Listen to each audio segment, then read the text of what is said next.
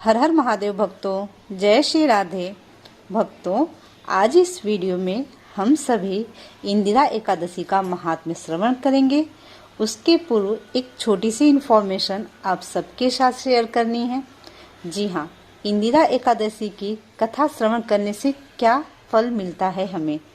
इंदिरा एकादशी कथा सुनने मात्र से ही वाजपेयी यज्ञ का फल मिलता है तथा साथ में हमारे नरक में गए हुए पितरों का नरक से उद्धार होता है। क्यों? क्योंकि इंदिरा एकादशी आश्विन मास में आती है और इस समय पितरपक्ष चल रहा है, आप सभी को पता है। तो आप इंदिरा एकादशी का व्रत करें। व्रत नहीं करते हैं, सिर्फ आप कथा श्रवण करते हैं, कथा श्रवण करें। उसके पूर्व संकल्प लेकर के या कथा के बाद में संकल्प लेकर के जो भी पुण्य फल की प्राप्ति हो रही है ना, अपने पितरों को दान कर दें, या फिर आप सभी नरक में पड़े हुए जीवों के उद्धार के लिए भी उस पुण्य को दान कर दें, प्रभु का नाम लेकर के। फ्रेंड्स, इस वर्ष इंदिरा एकादशी का व्रत हम सभी शनिवार का दिन होगा, 2 अक्टूबर तारीख होगी। जी हाँ, उस दिन हम सभी व्रत करेंगे। और फ्रेंड्स, इंदिरा एकादशी का जो प्रारंभ है वो 1 अक्टूबर 2021 को रात में 11:03 पे स्टार्ट हो जाएगा। इट मीन्स अगर आप एकादशी का व्रत करते हैं तो आपको पता है एकादशी तिथि 3 दिन का महोत्सव होता है। 10वीं तिथि से स्टार्ट होकर के द्वादशी तिथि तक चलती है। 10वीं, एकादशी और द्वादशी 3 दिन का महोत्सव हुआ। तो 10वीं की संध्या समय में ऐसा शास्त्रों में उल्लेख है कि हमें भोजन नहीं करना चाहिए अगर आप एकादशी का व्रत करते हैं। पर अगर आप शारीरिक रूप से कमजोर हैं, आप नहीं कर सकते हैं उपवास, तो आपको क्या करना चाहिए? 10वीं तिथि के शाम को संध्या समय में आप सात्विक भोजन का उपयोग करें। जी हाँ, उसमें आप लहसुन, कांदा, नॉनवेज और चावल, इन आइटम्स का उपयोग नहीं करेंगे। और फ्रेंड्स, आपने जब एकादशी का व्रत रखा है तो मैं हमेशा बताती हूँ, एकादशी व्रत का पूरा पुण्य प्राप्त करने के लिए आपको एकादशी व्रत का पारण समय में ही करना चाहिए। इस वर्ष इंदिरा एकादशी व्रत का पारण दिन होगा 3 अक्टूबर रविवार के दिन, और जो पारण का समय होगा ना, वो होगा 6:29 से सुबह के 8:53 तक।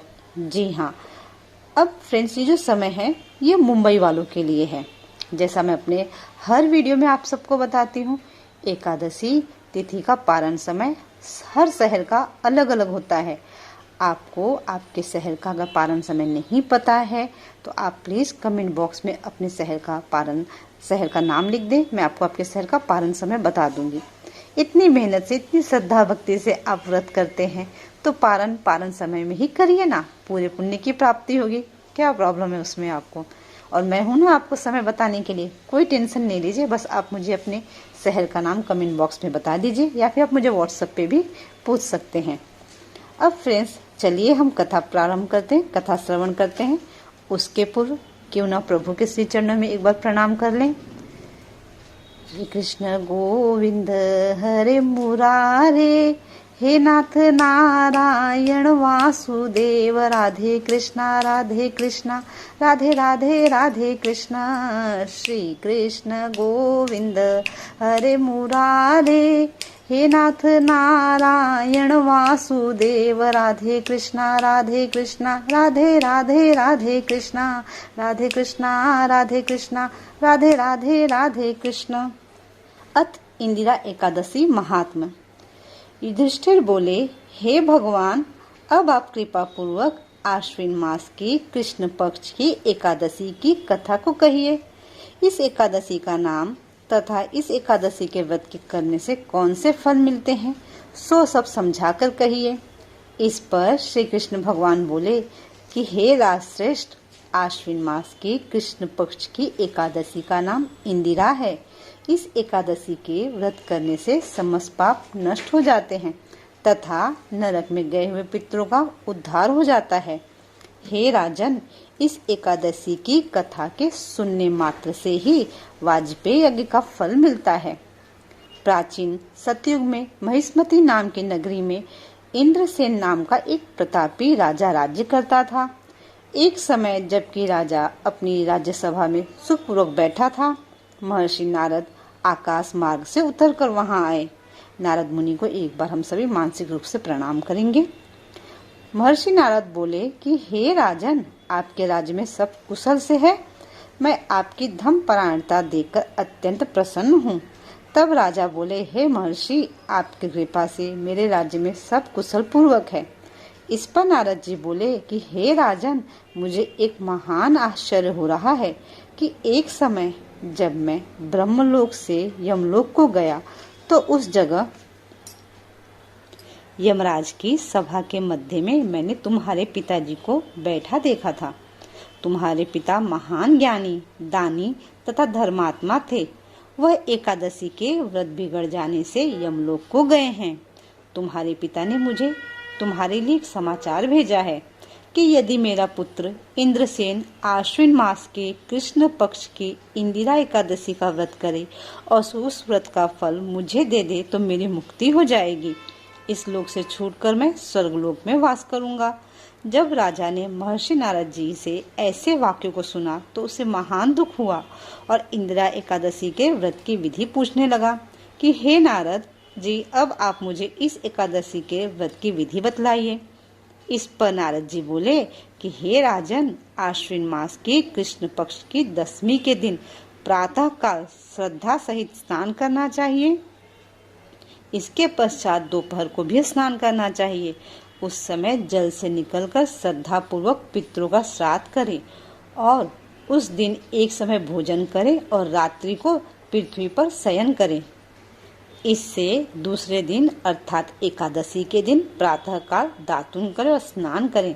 उसके पश्चात भक्ति पूर्वक व्रत को धारण करें और कहना चाहिए कि मैं आज निराहार रहूंगा और समस्त भोगों को त्याग दूंगा। इसके पश्चात कल भोजन करूंगा। हे भगवान, अब आप मेरी रक्षा करने वाले हैं, आप मेरे व्रत को निभाइए। इस प्रकार आचरण करके दोपहर को शालिग्राम की मूर्ति को भोग लगावें। भोजन में कुछ हिस्से को गौ को दें और विष्णु भगवान की धूप दीप नैवेद्य आदि से पूजा करें और रात्रि को जागरण करें। इसके उपरांत द्वादशी के दिन मौन होकर बंधु बांधवों सहित भोजन करें। हे राजन, यही इंदिरा एकादशी के व्रत की विधि है। हे राजन, यदि तुम आलस्य रहित होकर इस एकादशी के व्रत को करोगे तो तुम्हारे पिताजी अवश्य ही स्वर्ग को जाएंगे। महर्षि नारद जी ने इस प्रकार से उपदेश देकर अंतर्ध्यान हो गए। तो राजा ने इंदिरा एकादशी के आने पर उसका विधि पूर्वक व्रत किया। बंधु बांधवों सहित इस व्रत के करने से आकाश से पुष्पों की वर्षा हुई और राजा का पिता यमलोक से गरुड़ पर चढ़कर स्वर्ग को चले गए। राजा इंद्रसेन ने भी एकादशी के व्रत के प्रभाव से इस लोक में सुख भोग कर अंत में स्वर्गलोक को गए। श्री कृष्ण भगवान कहने लगे कि हे धर्मराज युधिष्ठिर, यह मैंने तुम्हारे सामने इंदिरा एकादशी का महात्म्य वर्णन किया है।